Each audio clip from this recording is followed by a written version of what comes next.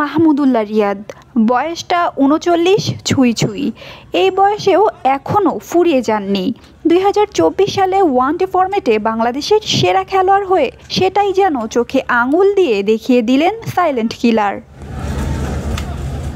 One day ফরম্যাটে বরাবরই শক্তিশালী বাংলাদেশ ক্রিকেট দল। ঘরের মাঠে বড় দলগুলো সমীহ করে চলত টাইগার্সদের। তবে ২০২৪ সালে ৫০ ওভারের ফরম্যাটটা একেবারেই ভরাডুবিতে কেটেছে নাজমুল হোসেন শান্তদের।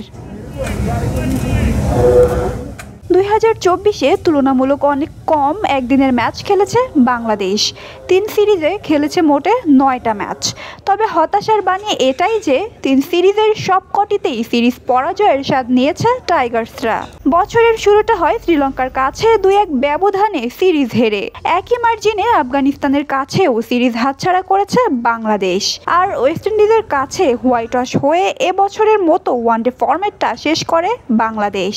সুতরাং ২০২৪-এ খেলা ৯ ওয়ানডের মধ্যে বাংলাদেশের জয় মাত্র ২টিতে, পরাজয় বাকি ৭টিতেই। এবছরের ৫০ ওভারের ফরম্যাটে বাংলাদেশের সেরা ব্যাটার মাহমুদুল্লাহ রিয়াদ। ৯ ইনিংসে ৪৮ গড়ে সর্বোচ্চ ৩৩৭ রান রিয়াদের। স্ট্রাইক রেট ৯৫-এর উপরে, সর্বোচ্চ রান ৯৮। তাছাড়া রয়েছে 4টি 50। মাহমুদুল্লাহর পরেই ৮ ইনিংসে ৩৮ গড়ে ৩০৫ রান নিয়ে দ্বিতীয় অবস্থানে আছেন মিরাজ। এই ফরম্যাটে মিরাজের রয়েছে 3টি অর্ধশতক। বছরের অধিকাংশ সময়ে সমালোচনায় থাকা বাংলাদেশের অধিনায়ক নাজমুল হোসেন শান্ত ওয়ানডে ফরম্যাটে ছিলেন সফল।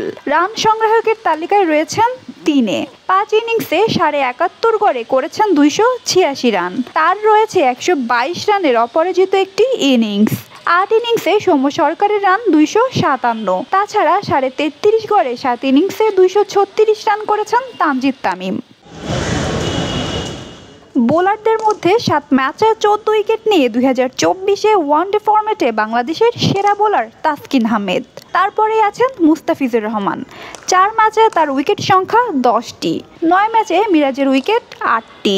7 ম্যাচে শরীফুল ইসলামের উইকেট 7টি। তাছাড়া 4 ম্যাচে 5টি উইকেট শিকার করেছেন তানজিম সাকিব। ওয়ানডে ফরম্যাটে এমন চরম ব্যর্থতায় নতুন করে চিন্তার খোরাক জুগিয়েছে বাংলাদেশের। কেননা 2 মাস বাদেই পাকিস্তানে অনুষ্ঠিত হতে চলেছে চ্যাম্পিয়ন্স ট্রফি, আর সেখানে খেলা হবে ওয়ানডে ফরম্যাটেই। টুর্নামেন্টের আগে আর কোনো একদিনের ম্যাচও খেলবে না টাইগাররা। তাই সবকিছু মিলিয়ে বিষয়টি দুশ্চিন্তার। নাজিফা তাসনিম, ক্রিকেট 97।